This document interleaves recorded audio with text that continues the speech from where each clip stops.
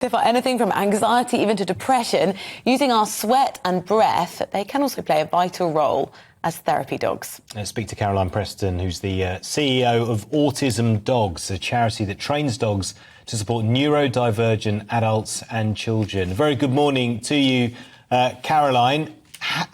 Just tell us a little bit more about this. It's incredible. Well, I think everybody understands that a dog's ability to smell is far greater, far more successful than a human. In actual fact, it can be anywhere between 10 and 100,000 times more effective than our own noses. And it's a very big part of the training that we do.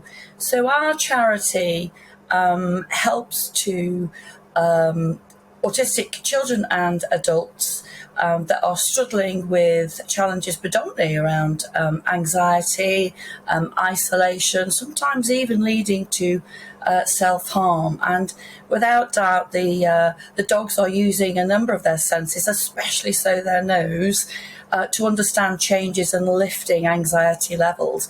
As our body temperature lifts, which is what happens when we get anxious, we start to release more and more hormones, and those fantastic noses on the dogs start to identify that. So we very much use that along with body language changes to teach our dogs to understand that their handler is starting to get overwhelmed or in trouble.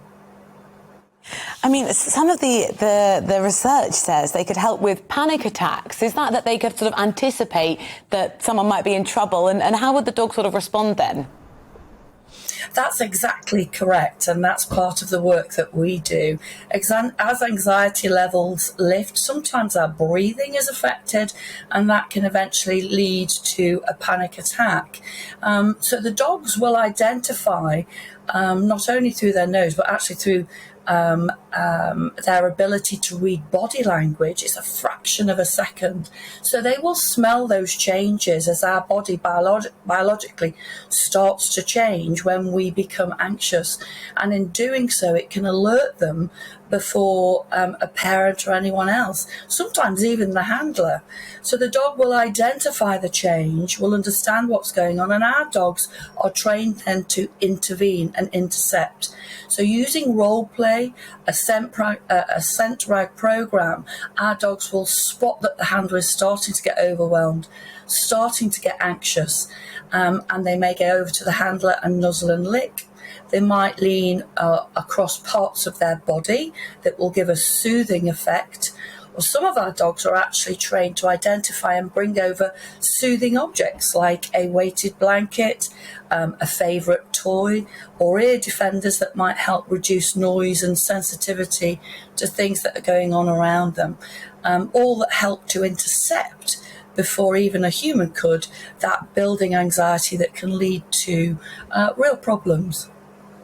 I reckon all dogs can pick up on stress and anxiety in all of us, but in terms of the dogs that you train, are there certain breeds that are better than others?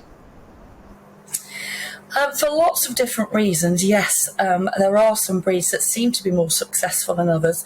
What we do know is that a dog's sense of smell can be affected by the size and length of its nose. So flat-faced breeds tend not to be the type of breeds that we will work with.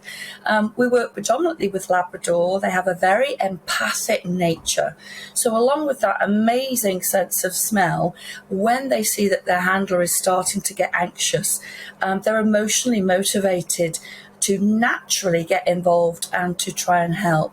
So as you can see from our content here, we use a lot of Labradors, Retrievers, larger dogs as well, that can effectively apply what we refer to as deep pressure therapy. That's where they are lying on parts of the handler's body, sometimes their whole body, or leaning up against them to initiate soothing feelings to the brain and to try and reduce that anxiety level.